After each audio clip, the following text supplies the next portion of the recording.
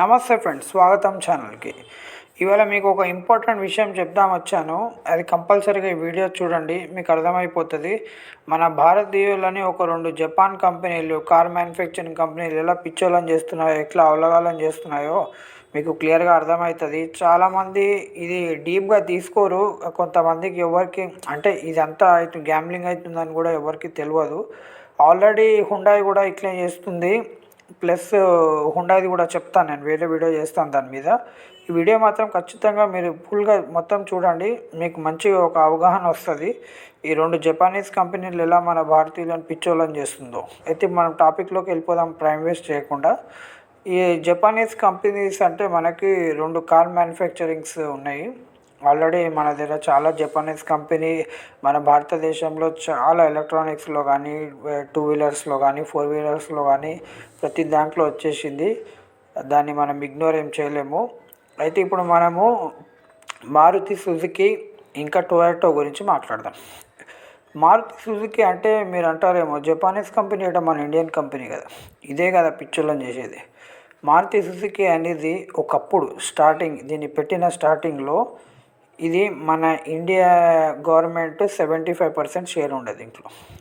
ఇప్పుడు వచ్చేసి 40% ఏమో ఉన్నది ఇంచుమించు, దగ్గర కొంచెం తక్కువ ఎక్కువ. అయితే 75% షేర్ ఉన్నప్పుడు 25% వాళ్ళ షేర్ ఉండే. టెక్నాలజీ కొలాబరేషన్తో కార్ అనేది మ్యానుఫ్యాక్చర్ చేద్దామని వాళ్ళ ప్లాన్తో ఇక్కడ వచ్చిండ్రు వాళ్ళు చేసిండ్రు. ఓకే, మీకు చాలామందికి కొంత పాత వాళ్ళకి గుర్తే ఉంటుంది. మారుతి సుజుకి కార్స్ ముంగట మారుతి సింబల్ ఉండేది, వెనకాలనేమో సుజుకి సింబల్ ఉండేది. చాలామంది పాత కార్స్ ఇప్పటికీ కొంతమంది కార్స్ ఉంటే వాళ్ళు చూడొచ్చు. అయితే మారుతి సుజుకి ఎం ముంగట సింబల్ పెట్టి వెనకాల సుజుకి సింబల్ ఎస్ సింబల్ వస్తుంది కదా. ఇప్పుడు ఏదైతే 2 సైడ్స్ ఇస్తున్నారో ఇప్పుడు వచ్చే దాంట్లో, అది ముంగట మారుతి మెల్లమెల్లగా ఏం చేసిర్రు వీళ్ళు 45% అక్వైర్ చేసుకున్నారు షేర్స్ని.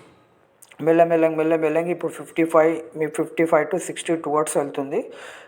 ఇవన్నీ షేర్స్ చేసినాక హుషారు చేసి ఏం చేసిర్రంటే, మారుతి సింబల్ ఎం ఏదైతే సింబల్ ఉండేనో అది తీసేసి మొత్తం 2 సైడ్ల సుజుకి సింబల్ పెట్టేసిండ్రు.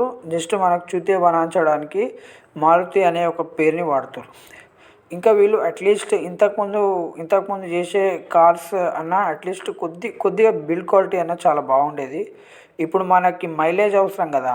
ఇప్పుడు ఈ భారతీయులకు ఏం అవసరము, వీళ్ళు పిచ్చోళ్ళు, వీళ్ళకి ఏం అవసరము, ఖాళీ మైలేజ్ అంటే ఖుషి అయిపోతారు. బిల్డ్ క్వాలిటీ ఏం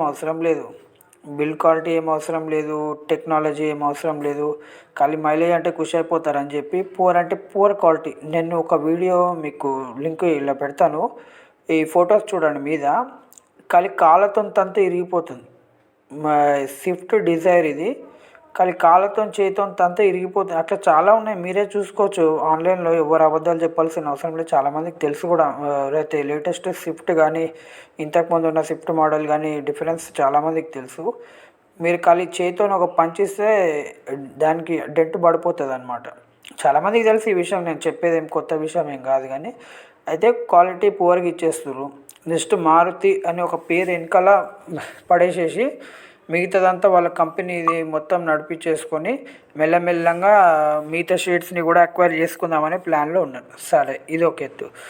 అయితే దీనివల్ల వీళ్ళు ఏం చేసిర్రు, జపానీస్ ఒకటే అన్నట్టు ఈ టొయోటోతోని కొలాబరేట్ అయ్యారు. టొయోటోతోని పార్ట్నర్షిప్లో కొలాబరేషన్ తీసుకొచ్చి వేరియస్ ఆస్పెక్ట్స్ అంటే ఆటోమోటివ్ బిజినెస్, టెక్నాలజీ షేరింగ్, ఇంకా జాయింట్ ప్రొడక్షన్, అట్లా చాలా విషయాలలో సేమ్ బ్యాడ్జింగ్ మోడల్ తీస్తున్నారు. అట్లా వీళ్ళు కొలాబరేట్ అయ్యి చాలా వాళ్ళ కార్స్ని మారుతిలో అమ్ముతున్నారు, మారుతి కార్స్ని వాళ్ళ దాంట్లో టొయోటోలో అమ్ముతున్నారు.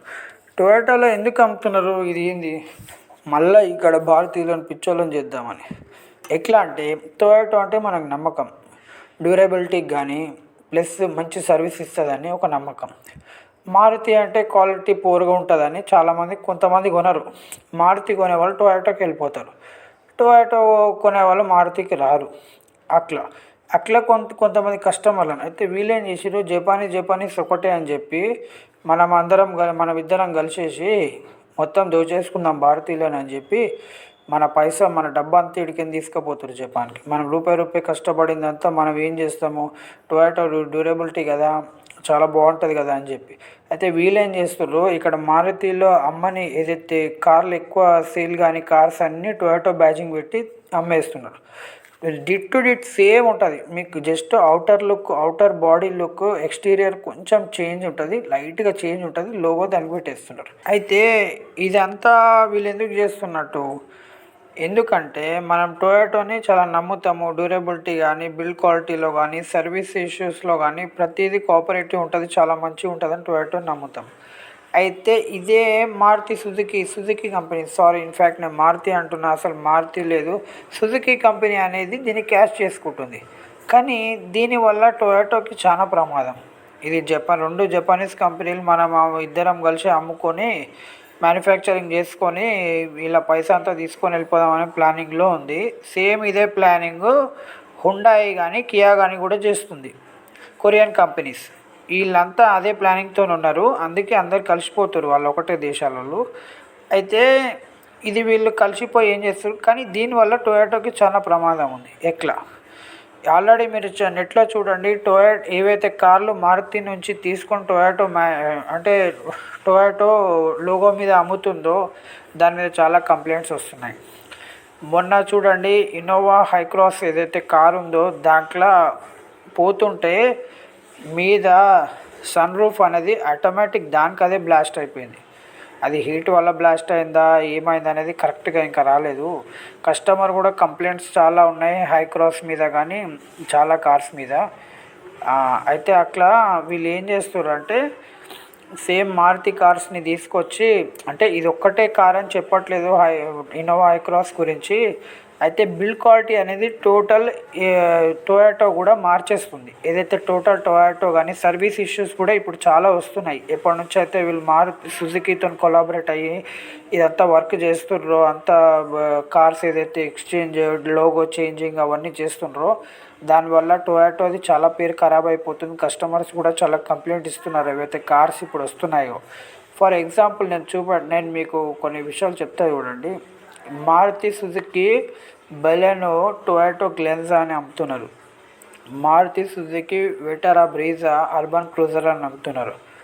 మారుతి సుజుకి ఫ్రాక్స్ ట్రేజర్ అని అమ్ముతున్నారు. అవి చాలా ఈ ఆర్టిగా రూమియో ఆర్టిగా లెక్క అమ్ముతున్నారు మారుతిలో. టొయోటోది Urban Cruiser, Hyryder, Grand Vitara తెలిసిందే. టొయోటో ఇన్నోవా క్రాస్, మారుతిలో కూడా ఇన్విక్టో అని అమ్ముతున్నారు. ఇన్నోవాని కూడా ఇన్విక్టో అని చేసి మారుతి వాళ్ళు అమ్ముతున్నారు. అయితే ఇప్పుడు నాకు తెలిసిన రిపోర్ట్ ప్రకారం ఏంటంటే నెక్స్ట్ మారుతి సియాజ్ కానీ, ఇంకా మీరు చెప్తే ఆశ్చర్యపోతారు, టొయోటోది ఫార్చునర్ కూడా రాబోతుందని నేను. ఫార్చునర్ మారుతి చేతికి వస్తే మీరు ఊహించుకోండి, మీ ఊహకే వదిలేస్తున్నాను.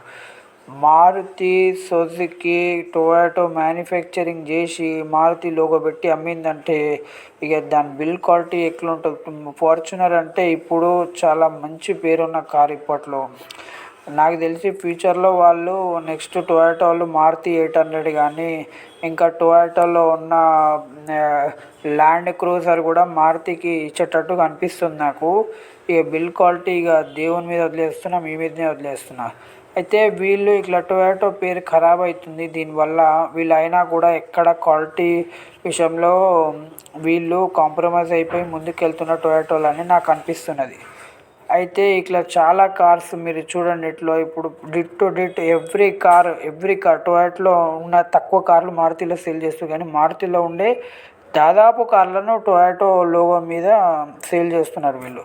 అయితే ఇదే సేమ్ పరిస్థితి హుండాయ్ ఇంకా కియా కూడా కంపెనీ కూడా చేస్తుంది. కానీ వాళ్ళు అక్కడ కలిసిపోయి చేస్తున్నారు, విడిగా ఉండి చేస్తున్నారు. వీళ్ళు సేమ్ కలిసిపోయి చేస్తారు. మీరు కావాలంటే హుండాయ్లో ఉన్న కార్స్ కానీ, కియాలో ఉన్న కార్స్ కానీ ఫీచర్స్, ఇంటీరియర్స్ కొంచెం కంపేర్ చేసి చూసుకోండి, దాదాపు సేమ్ ఉంటుంది మీకు.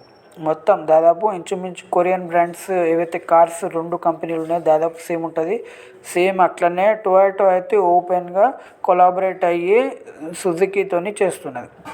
ఇట్లా వీళ్ళు మోసం చేసి ఇక్కడ నుంచి డబ్బునంతా జపాన్కి తీసుకుపోతున్నారు. మన ఇండియన్ కంపెనీస్లో కొన్ని లోపాలు ఉండొచ్చు, కరెక్టే, నేనేం కాదనను, సర్వీస్ ఇష్యూస్ ఉండొచ్చు. కాకపోతే దాంట్లో కూడా కొన్ని మంచి కార్స్ ఉన్నాయి. అవి ఏంటియో మీరు మార్కెట్లో మీకు తెలుసు. కంపల్సరీగా మీరు అన్ని ఆల్ ఓవర్ ఇండియాలో అన్ని సర్వీస్ ఇష్యూస్ అయితే లేవు. టాటా కానీ మహేంద్ర కానీ మన ఇండియన్ కంపెనీసే తీసుకుంటే బెటర్ అని నా ఉద్దేశము.